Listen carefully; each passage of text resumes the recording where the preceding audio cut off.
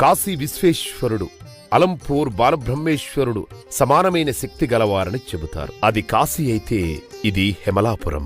కాశీలో గంగా నది ఉత్తరవాహినిగా ఉంటే ఇక్కడ తుంగభద్రా నది ఉత్తరవాహినిగా కనిపిస్తుంది.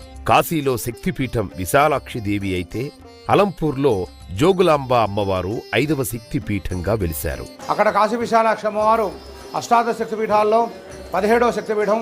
ఇక్కడ అలంపురి జోగులాంబ అమ్మవారు అష్టాదశ శక్తిపీఠాల్లో 5వ శక్తిపీఠంగా ఇక్కడ వెలిసింది. అదేవిధంగా స్నానఘట్టాలు కూడా మనకు కాశీ క్షేత్రంలో వలె ఇక్కడ కూడా మనకు 64 స్నానఘట్టాలు ఉన్నాయి. పాపనాశనేశ్వరం, సంగమేశ్వరం, క్షేత్రపాలకుడు పరివార దేవతలతో పాటు ఉన్నాడు.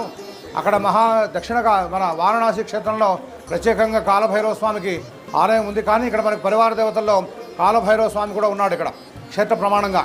కాబట్టి ఈ క్షేత్రం దక్షిణ కాశీ క్షేత్రం అనడంలో ఎటువంటి సందేహం లేదు.